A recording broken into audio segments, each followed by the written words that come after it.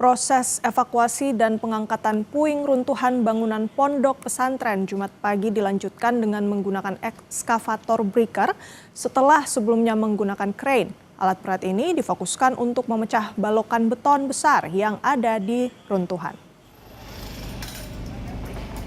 Setelah menggunakan crane sejak Kamis siang kemarin untuk mengangkat puing besar runtuhan, proses evakuasi tim SAR dilanjutkan dengan menggunakan ekskavator breaker sejak pukul 1 dini hari tadi untuk memecah belahan beton yang menghalangi akses evakuasi. Puluhan truk juga disiagakan untuk mengangkut puing runtuhan menjauhi TKP. Tim SAR gabungan Jumat pagi kembali menemukan 3 korban robohnya ponpes dalam keadaan meninggal dunia.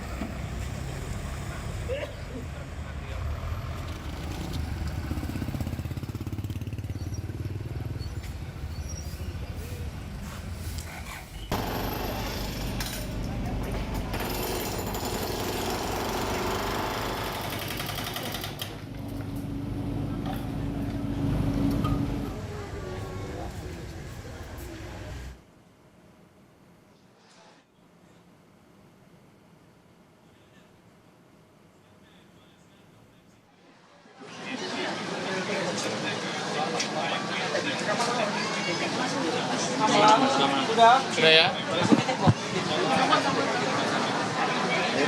Oke ya. Oke baik.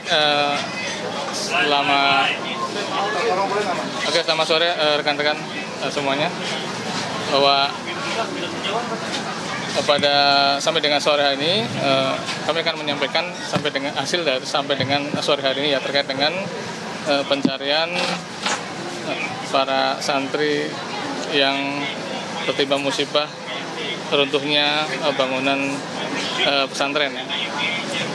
Bahwa kami update dari yang awal pagi 7:30 satu korban ditemukan, kemudian yang kedua pada pukul 7.35 dilanjutkan, kemudian penemuan yang ketiga pada pukul 10:17 dan yang keempat pada pukul 11:16 dan terakhir tadi pada pukul 2.00 juga ditemukan korban kelima, sehingga total semua pada hari ini adalah korban ditemukan 5 orang dan semua dalam kondisi meninggal dunia, sehingga kalau dijumlahkan seluruh korban yang ditemukan ada 113 terdiri dari selamat 10 dan yang 103 dalam kondisi selamat ya. 10 meninggal dunia, yang 103 dalam kondisi selamat. Semua itu santri semua atau gimana Pak? Untuk yang 10 meninggal dunia itu karena belum teridentifikasi ya, jadi nama-namanya nanti nunggu setelah identifikasi selesai. Pak, ini proses berapa lama Pak kira-kira Pak untuk pengangkatan material? Ya, untuk pengangkatan material ini kalau dilihat dari kemarin kita melaksanakan pembongkaran ya, sampai dengan ini sudah 2 hari, ini baru 50% ya, baru 50%. Kalau memang kami lihat dari perhitungan secara matematis, tentunya mungkin sampai hari sore besok atau hari minggunya. Itu sampai sudah bersih semua Pak? Ya kemungkinan akan seperti itu. Tapi tentunya dalam proses pembongkaran itu kami juga sambil ya, kalau memang ada posisi yang kemudian posisi aman atau safe untuk melakukan searching atau pencarian di sisi yang lain akan kami lakukan juga. Jadi kemudian seandainya ada terlihat korban meskipun itu kondisinya masih terjepit, nanti akan kami laksanakan proses evakuasi juga.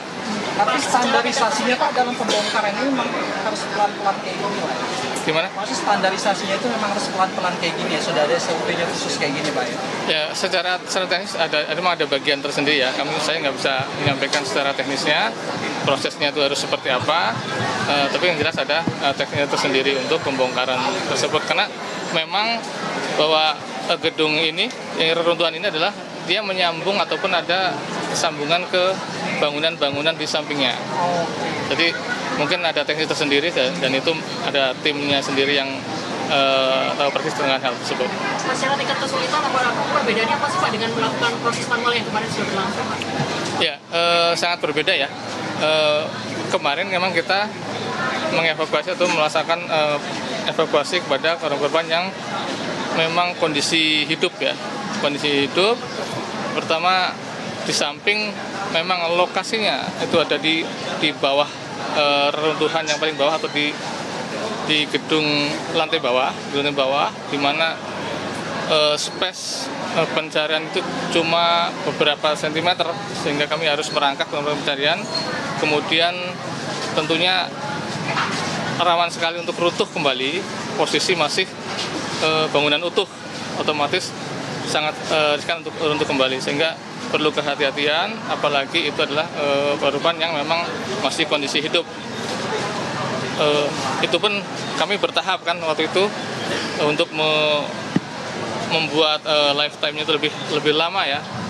Itu pun kami dengan sebelum kami bisa mengakses, kami masih oksigen, kasih minuman seperti itu. Sementara kalau sekarang kami memang dari sisi luar yang artinya tidak harus merangkak dan sebagainya. Itu pun kami menggunakan peralatan yang kemudian lebih besar dan bisa digunakan untuk lebih membobol lebih cepat seperti itu. Kalau dari pemetaan gimana Pak? Anak-anak dari 50% yang sudah dicapai ini pemetaannya apakah ditujukan di bagian tengah dulu yang menjadi titik tertimpa paling banyak gitu apa gimana Pak? Tentunya nggak seperti itu ya. Memang teknisnya adalah gimana membongkar semuanya secara keseluruhan semuanya. Tapi tidak. Dan itu dia saudara informasi terkini langsung dari Sidoarjo, Jawa Timur mengenai proses pencarian korban robohnya Ponpes. Dan dari informasi tadi saudara kita mengetahui ada 5 korban yang ditemukan dalam keadaan meninggal dunia.